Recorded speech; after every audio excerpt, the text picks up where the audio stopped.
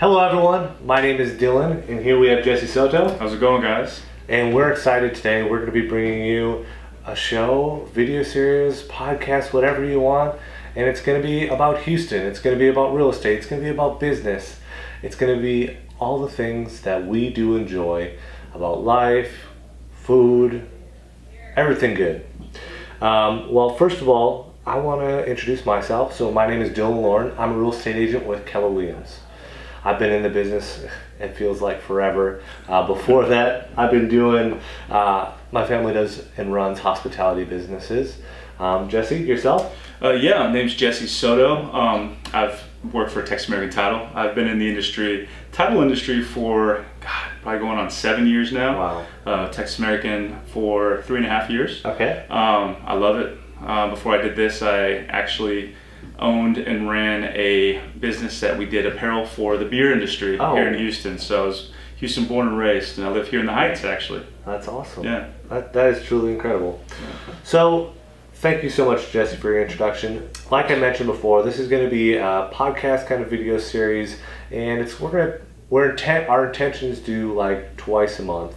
And as we get more interaction and stuff like that, we'll probably be doing it more frequently. So the basis of the show is that we're going to do a main topic of the show, and today I'm excited that topic is going to be about the Rockets. Oh. Well, it is unfortunate that they are just not. Unfortunately they lost, and we'll have to see what happens next year. That is our main topic. But the first topic we're going to get into is we're talking about the Houston market, and then we'll get into one of my favorites is Houston restaurants, or just restaurant of the week. And before we get into that, Jesse, first of all, we just came off of Memorial Weekend, and I really want to give a thank you to all of our servicemen and women that sacrificed themselves for our great country, for all of our freedoms. So I thank you. I want to pay my respect to them. Thank you very much. Thank you. So Jesse. Yes. The state of the market. So currently in Houston, we have gone through some rough kind of times over the last year. Some big time ebbs and flows, big time. Big time. We just endured Harvey. Yes. Harvey, which was probably one of the biggest hurricanes since Katrina, and put us in a debacle. We had 60 inches of rain. Tons. That's 5 feet. Yeah. That's just about as tall as I am. And many areas of Houston were suffered, and while some of them were spared, we did see a lot of distress. I guess did you see a lot when you were out and about during that time period in August and September area? I did, but living out here in the Heights, we were actually, where I live, where my wife and I lived, we were saved. Yeah. We were basically kind of an island. Everyone around us was flooded, but we couldn't get in or out, so we didn't really get to check out anything. Yeah. But it was, going down by the bayou was crazy. I saw so many people lose their homes. Yeah. It was something else. Our hearts really go out to them. I was blessed to say that I didn't have to do anything as well. I was actually up in Montgomery at the time, visiting some family friends, and during the storm. And we did a lot of volunteering with us and Keller, and to see the devastation, I was just glad that I could give back and help those that were in need. Yeah, I saw you guys out and about. Yeah, all of our red shirts. Yeah, exactly. That's awesome.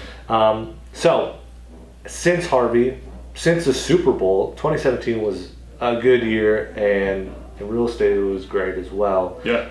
Continuing such great trends of houses selling, and then after Harvey, it was kind of a lull for a month, and then it really rejuvenated, because before then we were seeing Houston really did switch to a buyer. We saw before Harvey, Houston was heading towards a buyer's market, which means like over 6 months of inventory, which we'll get into figures later. At that time, we're pushing towards that point. We're around 4 months of inventory. Now we're around 3.6, a little bit lower than that. It's really ebbing and flowing. We see an insurgence of demand. Yeah. Have you guys seen that on title? Man, we have. We really have. It's been crazy, because I don't know how many times we'll get a contract and the buyer's saying, I had to go $5,000-$10,000 over asking price to get it, and then the seller's saying, oh yeah, I had 4 or 5 different people actually trying to get this house. It's been crazy. I completely agree. I'm seeing that a lot with a lot of my buyers. It really depends on the area and what the demand is for what some buyers are looking for. Exactly. I have a few figures here. So as of right now, since February, we've seen 3.2 months, 3.4 months, 3.6 months of inventory. So Awesome. we've seen it slightly increase. Yeah. It's indicative of what we'll see for this type of market. Active listings grew from 33,000 to now 36,000. So we're seeing a lot of people want to list their house. We're moving into summer. People want to move. Yep. And then let's see, properties sold. We saw 6,000 properties sell in February. These are the exact numbers. 6,375. And this most recent month, we saw 8,453. So there's that demand. We've seen an increase. Yeah, summer's coming early this year. Summer's coming early, it feels like. Yeah. And a little bit of the volume side, we saw 1.7 billion. February has grown to $2.4 billion of real estate sold. Single family, of course.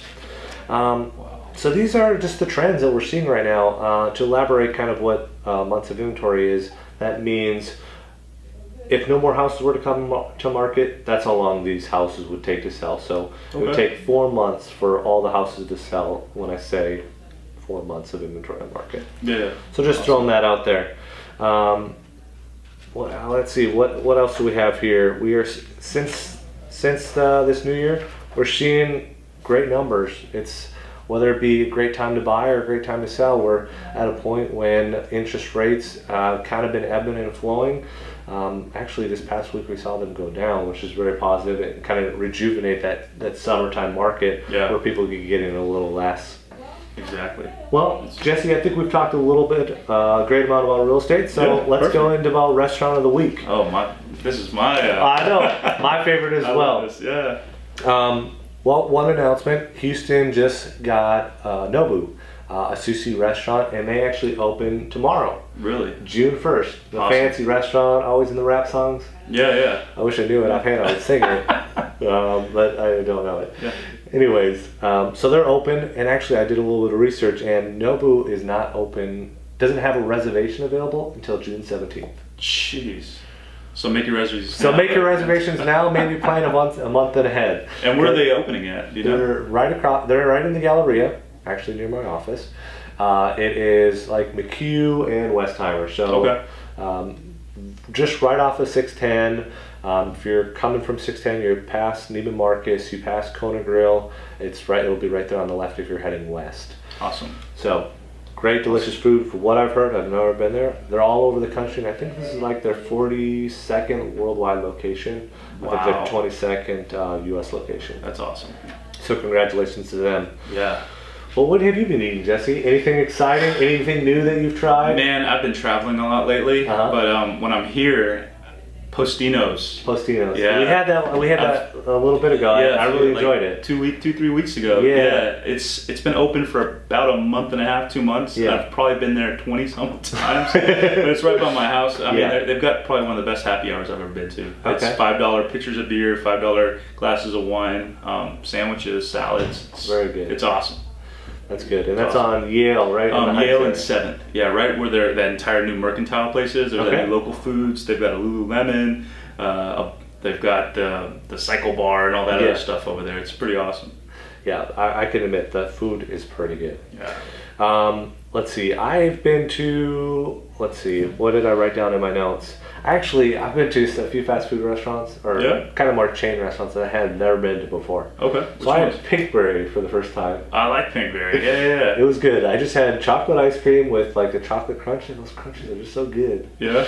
And then I had Red Robin once. Okay. I haven't been to a Red Robin in years. It was good. Yeah. Burger place. The one off of Silver? This one was at yes. Okay. We were going to the movies one night. Yeah.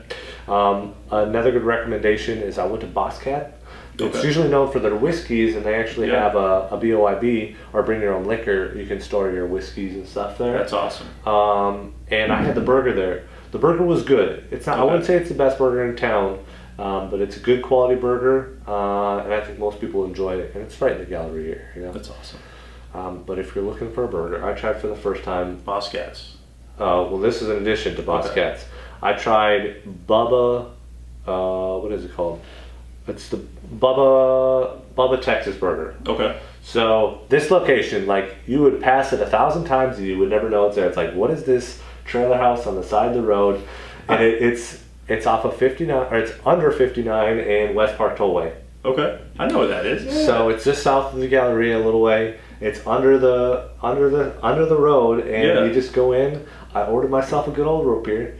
I'm usually not a fan of drinking sodas, but I just have the nostalgia for root beer. Of course. So I had my root beer, waiting for my burger, and then they had a mushroom burger. I don't remember the exact name of it, but it was delicious. Awesome. And they have a special sauce that they have in it. It's like kind of a Worcestershire sauce-ish. It's amazing. Awesome. I recommend it. If you're looking for a great burger, I would definitely recommend Bubba Texas Burger. Bubba Texas Burger. There's a few other places I've been, but we could probably get to that another time. Or in the comments, just ask me any place that I've been that I've recently tried. I'll be happy to recommend it to you. All right. Topic of the show. Oh, is this the Rockets? The heartbreaker. Dang. The heartbreaker. The Houston Rockets. Man, They had a good year. They had a great year. They had 65 wins plus. Yeah. They had an amazing year. Just think about how awesome it would be next year with LeBron James on our on our squad. I hope it happens, but I don't foresee it happening. It's a good possibility if creating dynasties. If you ever listen to Count Hurd, that's one of his favorite words, dynasties. Dynasties. I like it. I like it. Well, one of the first questions that I think we could talk about is, what did you think of the Rocket season as a whole, even with the season ending the way it did? Yeah, I loved it, man. I mean, we did well. We were, up until that last game, we were shooting threes well. I mean, we did good. We did really good. Yeah. I think the entire team really contributed. I would definitely agree to that. Thing. What I saw in the playoffs was that they can bring it if they want to bring it. Exactly. They did it. They did a tremendous job. And when they weren't on, they weren't on. Yeah. I think there's really some key role players in that. I know Capella did really well. CP3 did awesome. Yes, Chris Paul did amazing, and I think he really contributed, added great value. Yeah. We'll talk to this here in a minute. And he's going to be a free agent. Capella's going to be a free agent. Yeah. But there's other free agents that'll be becoming available. To add to that, so what value do you think Chris Paul added to the team, or what do you see him? Do you think you could see him staying at the Rockets? I do, especially man, that who were we playing? It was that last game before the playoffs, whenever James Harden was kind of putting on the brakes a little bit, wasn't full gas on. CP3 really stood up and stood out and really kind of just grew the team and played for the team. I mean, he killed it. He killed it. I completely agree. And when he's on and if Harden's not playing the best, he just really adds such great energy to the team, I feel. Yeah. When I was watching some of these last playoff games, he just that game 5, he was just on fire, and he couldn't miss. Like he just he created reinsurgence in the last few quarters when they really needed it. Yeah. Because the last 2 games, the second half was not their strong suits, unfortunately. Yeah. Come on, James Harden. Yeah. So now, lastly, they lost their last game against the Warriors, and this is their 4th consecutive time to the playoffs. The Warriors are a dynasty. They have some of the best talent in the league. And I don't believe though, and that NBA is rigged. Yeah. But that last game, that was a toughie, man. That's a big question. I was watching YouTube, and they showed the 9 fouls that should have been called. Really. And 3 of them were 3-pointers from James Harden that they would have called any other day. Yeah. That still kills me. It still kills me. It does. I would definitely agree that hurts. Yeah. And I think one of the statistics is that they missed 27 consecutive. They missed a lot of threes. Even though Chris Paul was hurt, I really do think that the Rockets could have won if they were more consistent in the second half. Definitely. We were in the first and second. Yeah, the first and second, they were ahead. Yeah. And we just saw a lot of people throughout the playoffs, and I think when I was looking through some statistics, the playoffs we are seeing that some of the key role players, whether it be Ariza or Gordon, I think Gordon was hot when he was hot, and he looked really good. Because I was like, I really didn't think Gordon played that bad, but when I looked at the statistics, it's like he was down, Ariza was down, and Harden was down. Chris Paul was slightly less. Yeah. But the key role players that stuck out during the playoff season that had a higher average were actually PJ Tucker and Kevin Capella. Really? So I thought that was interesting, and dude, I'm really liking Capella. I like him more and more. I do too. He's It's awesome. I felt like he really put his heart on the court, and like after you kind of saw it after the game, after you shake everyone's hand, and unfortunately I didn't see Harden do that. I think he just went right to the locker room. Yeah. But Capella, just like he was walking in, seemed like he was really distraught. And I know he definitely gave it 100%, and you can see that by his statistics. Yeah. So next year, we're moving into 2019. We think that who do you think is going to win first of all? Who do I think's going to win? I think the Warriors are going to win. Who do I want to win? Now I'm a Cleveland fan. All of a sudden, I hope Cleveland has room on their bandwagon because I'm jumping on. Yeah. Cleveland, I think LeBron has had an amazing year, and probably if you look at his statistics and all the numbers, he's probably had a better year than most of all. Yeah. And with Curry being hurt during the mainstay of the season, and then also coming into the playoffs late, he kind of rejuvenized there at the end of the Rockets game, and I think sets them a precedent moving into the championships here. I agree. I'm leaning towards the Warriors, and I think they're going to win just because of the talent. They have a stronger team. When Thompson's hot, they usually tend to win. I think when they played against the Rockets, really what the Rockets needed to do was just make sure Steph Curry and Thompson weren't on fire. And unfortunately, in the last game, the second half, they were just totally draining them. So that's what we saw. And I think the Warriors are going to win as well. And I kind of have being that. LeBron is just having such an amazing year, and with a team that may not be the best role players or supporting cast in terms of big names, it would be cool to see him to win. I agree. And kind of break the third win for the Warriors. Okay, so next year, moving into next year, 2019, the Houston Rockets, they have 7 free agents. Okay. The big names are Capella and Chris Paul. Yeah. Do you think they'll sign both? Tony, come on, sign both. Tillman, get on that. Yeah. I agree. I think they should sign them both, so otherwise potentially get another strong free agent out there, or adding a fourth key player that could really add to their roster. Yeah. From what I know, there's some big names out there. LeBron's going to be available. DeMarcus Cousins going to be available. Kevin Durant's actually going to be available. Durant's going to be available. Yeah, Chris Paul's available. Paul George, DeAndre Jordan. These people are those are some huge names. some big names are actually available for potential rosters to consider. I really like the chemistry that they had this year. I really think having Chris Paul brought a great energy, and I felt like there's I think he's a leader in my opinion. I agree. And I think he's a great addition and really can create a great role player within a team that could lead the future and other players within.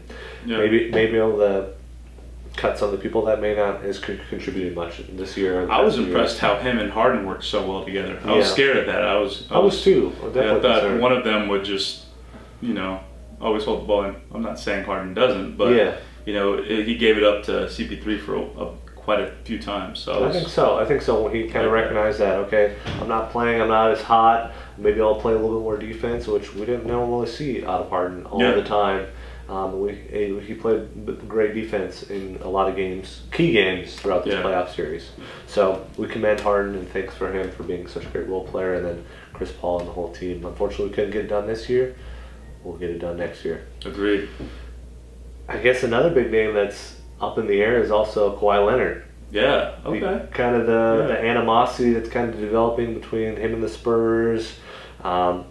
What I've heard is that there's some rumors going around that he might potentially get the max contract with the Spurs. The rumors, and that contract is $219 million. Gosh, It's crazy. Chump change. Yeah, chump change. Gosh. And then that's the max contract they can get offered by the Spurs. Too bad the Spurs are still gonna not be that great. And then also, if you were to go somewhere else, the potential contract could be maybe upwards of 170 million. Wow.